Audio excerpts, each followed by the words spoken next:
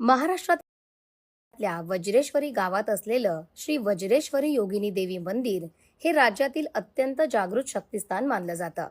मुंबईपासून सुमारे 75 किलोमीटर अंतरावर असलेलं हे मंदिर तांसा नदीच्या परिसरात आणि निसर्गरम्य डोंगरावरती वसलेलं आहे. आजूबाजूच्या गरम पाण्याच्या कुंडामुळे येथील गणेशपुरी हे ठिकाण धार्मिक आणि पर्यटन दृष्ट्या प्रसिद्ध आहे. वज्रेश्वरी या नावामागे एक सुंदर आख्यायिका सांगितली जाते. ती अशी: एकदा देवराज इंद्रांनी महर्षी वशिष्ठ यांच्यावरती वज्र सोडले. त्यावेळी आदिशक्ती पार्वती यांनी ऋषींचं रक्षण करण्यासाठी अवतार धारण केला. ते वज्र स्वतःमध्ये सामावून घेतले.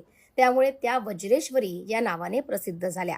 पुढे भगवान श्रीरामांनी वनवासादरम्यान या प्रदेशात देवीची आराधना केली आणि देवीला येथेच कायम वास्तव्य करण्याची विनंती केली. तेव्हापासून हे स्थान वज्रेश्वरी देवीचं पवित्र क्षेत्र मानलं जातं. आज दिसणाऱ्या मंदिराचा इतिहास मराठा साम्राज्याशी जोडलेला आहे.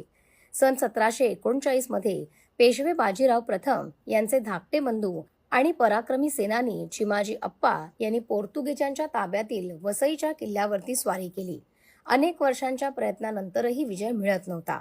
त्यावेळी त्यांनी वज्रेश्वरी देवीला नवस केला की विजय मिळाल्यास तुझं भव्य मंदिर उभारेन. लोकपरंपरेनुसार देवीने स्वप्नात चिमाजी अप्पांना विजयाचा मार्ग दाखवला. अखेर 16 मे 1739 रोजी मराठ्यांनी वसई किल्ला जिंकला. नवस पूर्ण करण्यासाठी चिमाजी अप्पांनी येथे भव्य मंदिर उभारण्याचा आदेश दिला. मंदिराची रचना वसई किल्ल्याच्या स्थापत्य शैलीची आठवण करून देते.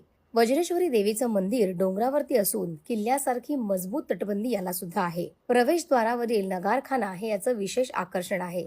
गाभाऱ्यात मध्यभागी वज्रेश्वरी देवीची मूर्ती असून बाजूला रेणुका माता आणि महाकाली यांच्या मूर्ती आहेत.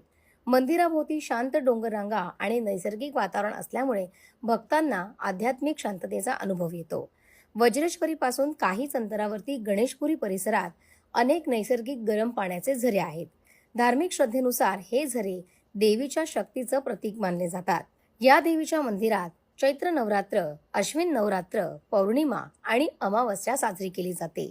याशिवाय देवीची वार्षिक यात्रा सुद्धा काढली जाते. या काळात महाराष्ट्रासह गुजरात आणि देशभरातून हजारो भाविक वज्रेश्वरीच्या दर्शनासाठी